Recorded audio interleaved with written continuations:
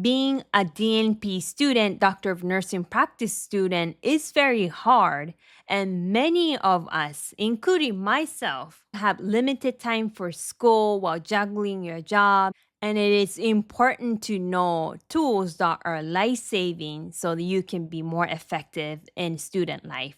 In this episode, I'm going to share 3 must-have tools for any DNP students. Let's get into it.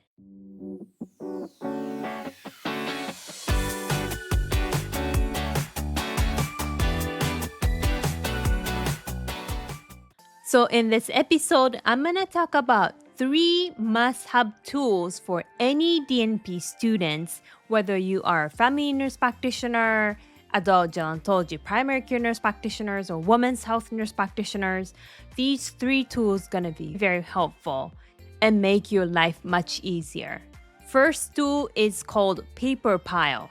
One of faculty members told me about this tool when I was in DNP program, and I've been using this since. This is a website that you can upload any articles that you are interested and possibly use for your paper in the future.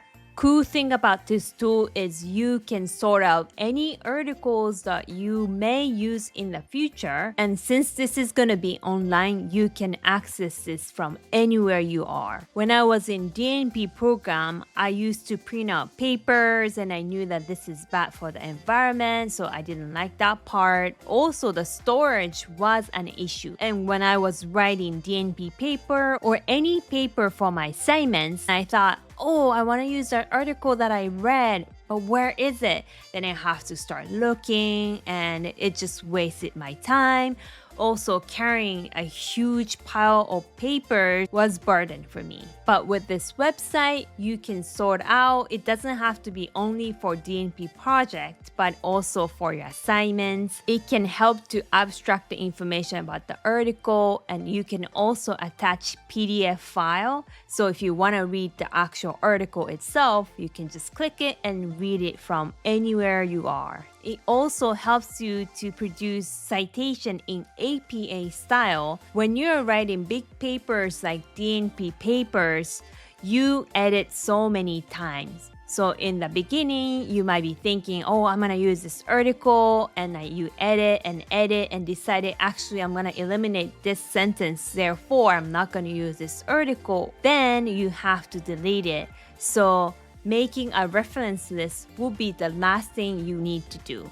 So every time you make an edit and eliminate paper that you're going to use, then you have to modify your reference list as well. And this site's going to be very helpful to sort out articles and put it in the order, and to pull out any articles that you found interesting or useful. Keeping track of your citation is extremely important, so you're not going to screw up in the end of DNP project, because we want to make sure that you got the resources, you got the source of citation, and this PaperPal website will be very helpful.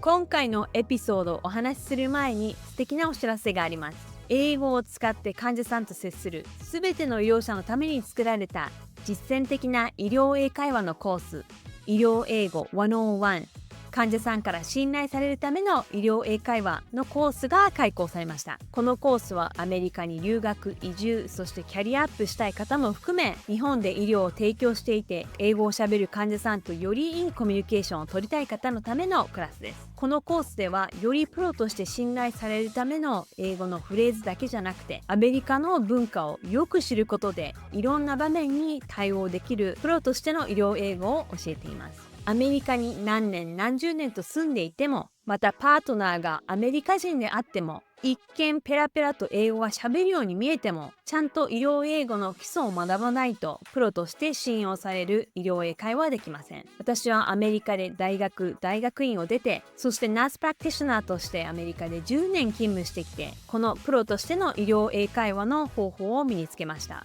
そしてアメリカのナースプラクティショナー協会から優秀な臨床実践を認められて賞も受賞するようになりました。これはやっぱりただなんとなく手探りで英語を喋っていただけじゃなくて、医療英語の基礎をきちんと学んだからだと思います。よりいろんなキャリアアップのチャンスをつかみたい、患者さんからより信頼されたいという方はぜひこのコースを取ってください。まずは無料でレッスン1を体験できますので、下のリンクからぜひ申し込んでください。では今回のエピソードに行きましょう。 Second tool is UpToDate.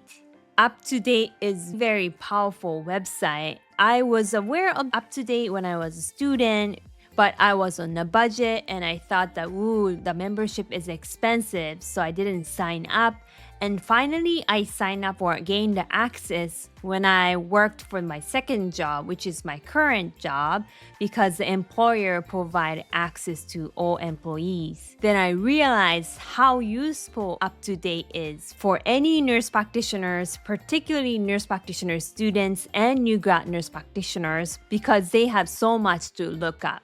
Last thing you want to do when you're not sure is Google. That's a layperson's job.